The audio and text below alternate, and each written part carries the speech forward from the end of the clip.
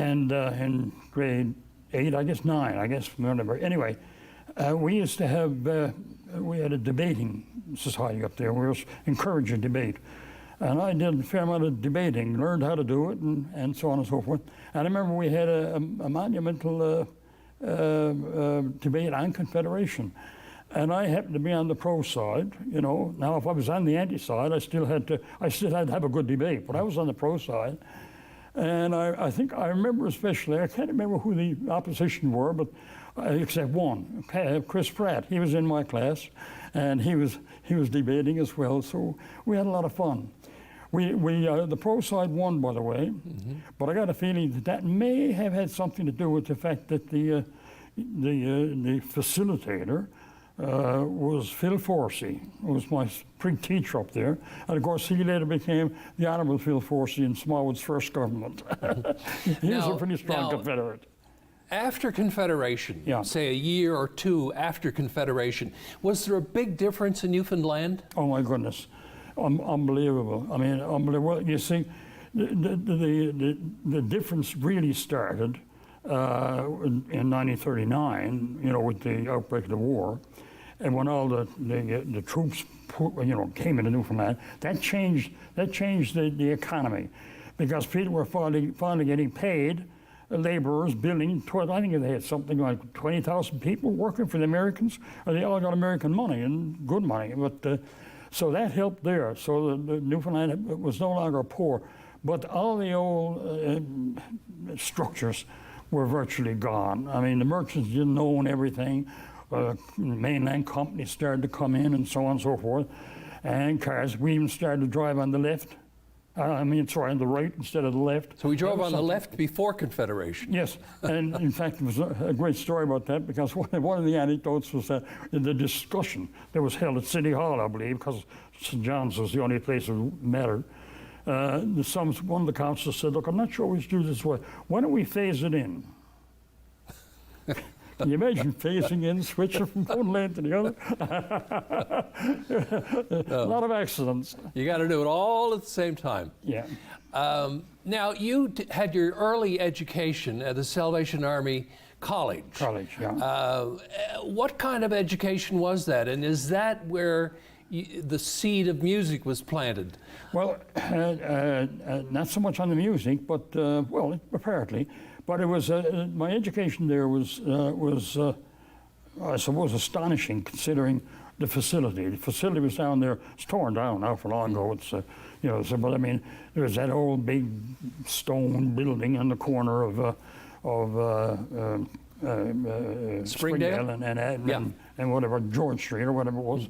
But I mean, it was just terrible. There were no facilities. There was no labs. There was no gymnasium to talk about, and you couldn't get. So my dad, who, as it happened, ended up being he was a great believer in education, because he couldn't get an advanced one himself down in Lamoline, had to come out of it.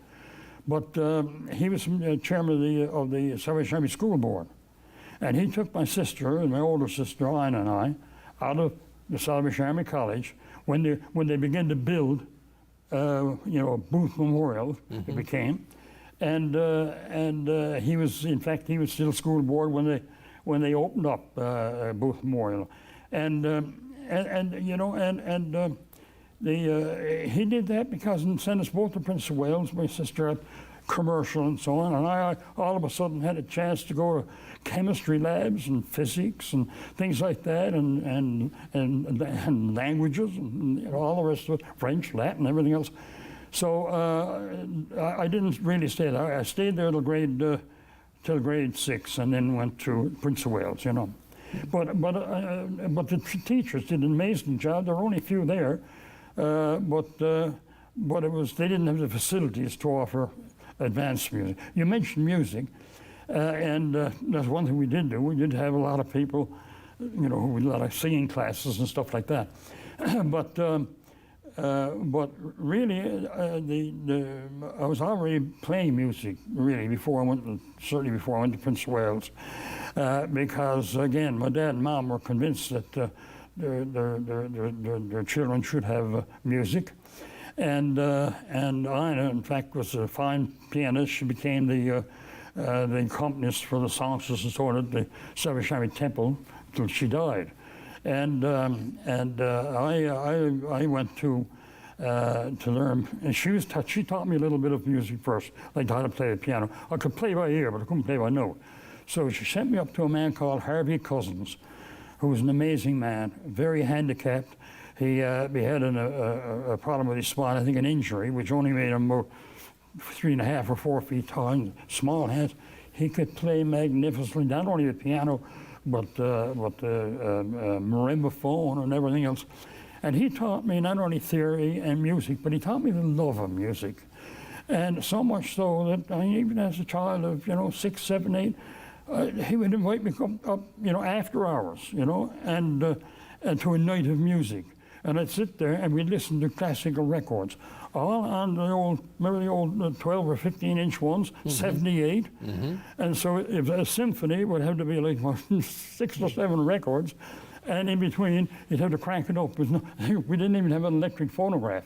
But it was, I developed a love of music, and that's what it takes. And I tried to impart that on everybody I was connected with ever since. And one of the things I used to always tell people in the band, don't play the notes, play the music. Big difference, big difference. It's a passion, you know. So you went into journalism and you worked for the Evening Telegram. This was back in the days of the Herders, absolutely, Harold Horwood, Michael Harrington. Absolutely. The Telegram was quite the paper back then. It was the paper. It was the paper, the 1950s. Still isn't. It's the only paper. Well, it's the only paper now, but in the 1950s, 60s, it was really a very good quality paper, solid journalism. Just talk about the Telegram of that time and what you did there. Well, I went to the Telegram in the fall of 1952 after a very ignominious year at Memorial. I went there for a year up to the old college on Parade Street. So they didn't have much either. You could be a teacher, or you could have a general ed course, or you could be an engineer, you know. And I went into engineering, and I was not meant to be an engineer. I have great respect for them.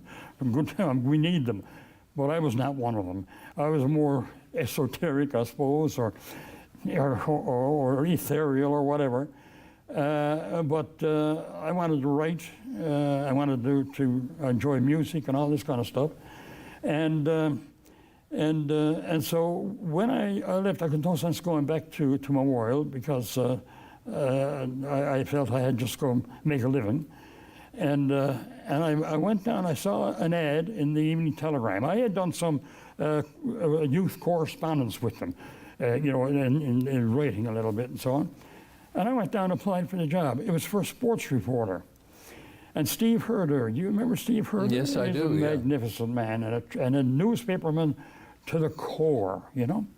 And I went in and he wrote a rather gruff type and there was everything else. But he interviewed me and he said, "You're applying for the job, what can I do? I got my education," so on and so forth and so on. Then he came down and said, "Okay, so how are you local sports scene? How are you up on sports?" I said, "I don't know anything about it."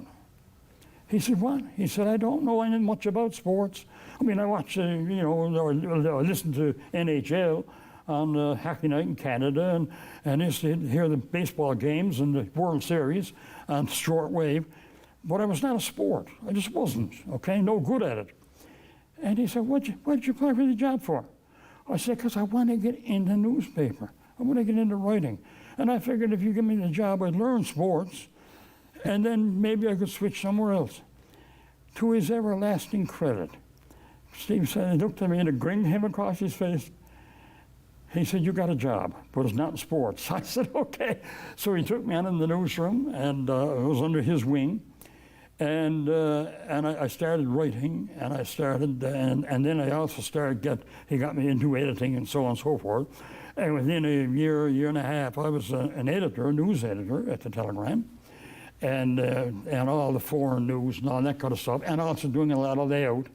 And at that time, Steve was determined to bring the telegram into the 20th century, if nothing else, because we were still, you remember the old, if you ever go to the files and see old telegrams, there's hardly any news, there's ads on the front page and stuff like that. And it just wasn't a matter of the newspaper. Anyway, we did. We changed typefaces, we did everything, and we went from there. But you know, the people at that time, Karl, were incredible. I'm very grateful with the career I've had because and the time span. Because you mentioned Harold Howard, he was there. An incredible writer, as you well know, and a fearless columnist. And he had left the small government at that point in time, and was a real thorn in their side. Ray Guy inherited the legacy from Harold Howard, but he was fearless, and the Telegram were true newspaper people. They were one of them because. As a result of his writings and his criticisms and everything else, you know, the Telegram lost every single bit of government advertising, okay? They were very sooky about it, as we used to say. The herders never flinched. I mean, no matter how much they lost, journalism, the freedom of the press was first and foremost. And you know, it stood them in good stead because the people out there, the readers, they appreciated that. And it was a wild time. Well, we had a lot of other people too. Remember, Ron Pumphrey was there, Don Morris, Sylvia Wigg, who you would remember. Who did theater reviews. Women's editor and so on, you know. And she also did theater reviews, didn't she? And upset the people of the London Theatre Company because of her reviews. Well, you know, I mean, and it's funny you mentioned that because I was a great fan. You know, like when I said I was ethereal before, you know, when I was young in school, I went to every one. I was an addict of London Theatre. And in fact, the Alexandra Players, who were the first ones that came here. Right. London Theatre followed the next day. And all the people that came here with those, you know, John Holmes. Pardon me? John Holmes. Holmes, that's right. John Holmes, I thought. Leslie Yo was the... you know, yeah. And you know, Leslie Yo and so on and so forth, and Hilary Vernon, and it goes on and on. But, you know, you're right, and Sylvie was part of that whole thing. And yes. Like, St. John's was starting to come alive in terms of, like, we had live theatre, but not live professional theatre. It was all amateur stuff and good stuff. But I mean, it was just great. And that was the element that we're in the newspaper business. There were exciting things happening politically and every other time. So I learned a lot, and the money wasn't very good. My starting salary was $25 a week, but other than that, it was okay. It still isn't that great, Edsel. No. You had your own column at one point, didn't you? Yeah, it was called, that's right, it was called, very simple, Much Ado, ... ellipses, you know, ... And it was simply that. It was miscellany, as they say. It was bits and pieces of everything. Very much like in the Telegram now, the cheers and jeers type of thing, you know. But it was Much Ado by Ed. Never even used my last name at that time. And Edsel, nobody knew me as Edsel, so I got the name Ed, and that was it. But I mean, it was a lot of fun, and I still got some copies of it at home and everything. So eventually, you went into to radio for sure, maybe television. It was CJON, CBC, yes, VOCM, right? Yeah. That must have been a huge contrast from working in print. It was. And I got out, and it was no rancor involved. In fact, I felt bad about leaving the Telegram. I mean, they were very good to me, and I enjoyed that. But I knew a lot about print journalism and layout and publishing and everything else. But electronic media, you know, CBC or TV wasn't here yet. But CJON radio was, and there was a job opening up there, and I went up there, and of course, right off the bat, I more than doubled my salary. It was fantastic because one thing about CJON, they were paying decent money for the journalists. But anyway, I went up there, and it was a tremendous experience because all of a sudden, as you well know, you know, it's a different style of writing, you know. I mean, you could sit in the telegram, you sit down and write a background piece and so on and so forth that would go on for a couple of thousand words maybe. No. Everything had to be, you know, like 50, 60, 70 words, because a 5-minute newscast had to have about 8 stories in it, you know. So you had to learn that. You had to learn how to write concisely and so on, and clearly, and monosyllabically, as I guess if there is such a word. But yeah, I learned a lot up there. Bren Walsh, do you remember Bren Walsh? I remember Bren, yes, Walsh, I worked with Bren, great man. And he was up at the time riddled with rheumatoid arthritis and everything. But he was a great man and a lot of fun. But the deadlines were terrible. I remember if you had the early morning shift up at CGN Radio, you went and you had to start at 6 o'clock. So you had to be there, like say 4 to 6 to get ready. And that 6 o'clock news, 5-minute news, was left from the guy previous, went out at midnight. That was okay. But they had to have another newscast, 5 minutes at 7:30, another one at 8, another one at 8:30, and another one at 9. And by that time, you're a basket case, but they all had to be different, unless there's a major story like Water Street burning down, but everything else had to be. So people had to have contacts beforehand and try to drag them out and come up with a fresh 5-minute bulletin every 5 minutes, every half hour. Wow! But it taught you a lot. It taught you how to write quickly and you know, and effectively. And then in 1956. Yeah. You decided, I'm going to start my own magazine. Yeah. It was called Here in Newfoundland. Well, it was a little bit ahead of myself on that one. It was, I was at CGN, and then I went back to the Telegram for a couple of years, and because they were expanding, and I had a little more responsibility, a little more money, and so on, But then the television arrives. And of course, I knew people from television. I couldn't resist it. So, CGN. So we went up there. It was before CBC, but I went back up there and had a real good job. I had a newsroom again. But I was on camera, and I was on this, and I was on that. And in fact, no, I guess the highlight of my of my journalism thing was in 1959, but I'm ahead of that. I'll go with 1956 because that's where you are. And and I went back to the Telegram after about a year or two at CGN Radio, and they were buying the Western Star and so on and so forth. And we had a whole challenge, you know, in that respect. Steve Herder had to go up to the West Coast and sort of revamp the Western Star and so on. I stayed in St. John's, and I was his alter ego here. And we worked ourselves to death, literally. And in 1955, Christmas, 1955, I collapsed. I was out playing in the band, Salvation Army Band, and serenading for Christmas, and the day before Christmas Eve. And I went back and I just collapsed. I never got up out of bed. I had bulbar polio, okay? Mm-hmm. So, and this was when at the very time that the vaccine, I'm a strong believer in vaccines, but I didn't have it. But it had just eradicated polio, but unfortunately I got the last couple of germs, where I don't know, and my system, and I was paralyzed in the throat and lungs and breathing and all this kind of stuff, mouth, had to learn to talk over again, all that kind of stuff. But I mean, it was knocked me out. I was out of commission down at the Fever Hospital for more than 2 months. When I finally got back, I was learning how to walk and learning how to talk and so on, and I decided that I had to change my life. I said, I can't go on like this. In fact, I was told by the doctors, you're overworked, you know, you can't stand that kind of pace and all the rest of it.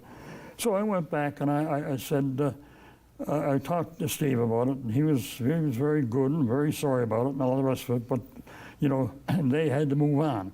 And in the meantime, I had been toying with the idea of having a magazine. not in competition with the Telegram, but the monthly magazine that, would be sort of a different thing, a little more creative thing. And I was going to do it and stay at the Telegram, but then I left the Telegram. So I said, well, why can't I do that anyway? Not much work in that. Hello. Anyway, I did, and a fellow who I worked with me at the Telegram, he came on to sell ads and so on. And I was the editor and publisher and everything else. But again, it was a dream, and I kept it going for a couple of years, on 58 or so. But it couldn't last. I just couldn't make money at it. You make money, but you make a living, Yeah. And then I went back to CGON. Right. And I was back in CGON at 58, and still trying to pay off my bills from What Hair happened in magazine 59? here in Newfoundland. And in 1959, I had the opportunity. I had the assignment to go out and cover the IWA strike. Wow. And that was the most incredible part, I suppose, of my whole life, because I happened to be the only Newfoundland reporter out there all the time. CGON had a CGON TV at that time. Don Jameson was there, the great Don Jameson, and they were thinking big time at that time. Even before CBC was on the go. And they decided to send me out, very much like you're doing all the reporters down in Afghanistan for CNN, And every other reporter came and went. He'd come out and see how I was on to go over there. I was there for the whole thing. I was there for the Badger Ride. I was there for the vigilantes in the community of Grand Falls and so on and so forth. It was unbelievable. Were you there? And it was scary. Were you there when Constable Moss was killed? Yes. Yeah. Not. I wasn't there when he got killed. But I was there an hour later. So I was in Grand Falls doing some stories, and I got back as soon as I got word that guy had a car, had a rented car, and all the rest of it, and we lived in hotels. But everybody else came out. When in addition to doing stories for TV every night with a camera, an old camera, and doing regular reports during the day, usually 3, certainly 2, and again that was done by phone and so on and so forth. But I also had to write, a weekly synopsis and so on, and background piece for the Sunday Herald, and when Canadian Press, was there for a while and used to room with me sometimes, Ian McDonald, but he'd have to go back because at the time, of course, Premier Smallwood was having this tremendous racket in the House, and expelling, the IWA. There was a lot on the go. But it was an incredible experience, and one I'll never forget. But it was terrible. And there was we ended up, because of the people who were so inflamed in Grand Falls. It started like after the riot. I mean, they destroyed, for example, the IWA headquarters. And when Bill Moss came back in his body in the train. And I was there, but I put my up. I got out as fast as I could and hid my camera. I wasn't going to take a chance. I just couldn't, because that night after that, I remember we were placed under RCMP.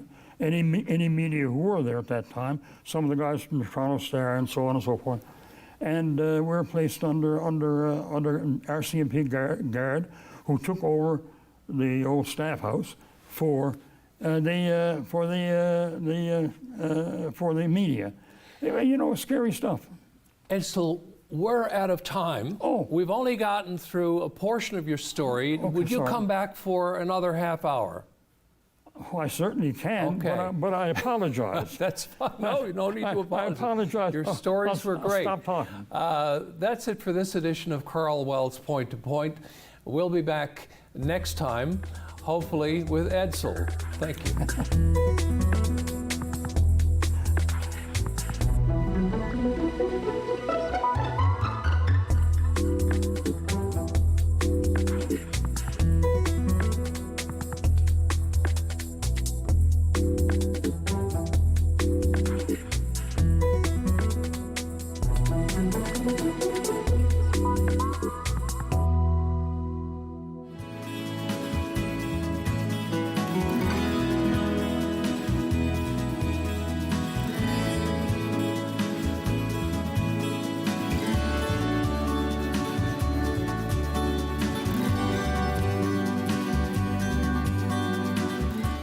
If you want convenience, Marie's Mini Mart is here for you. A one-stop shop for a variety of products, home-style breads, sandwiches, plus check out our freshly baked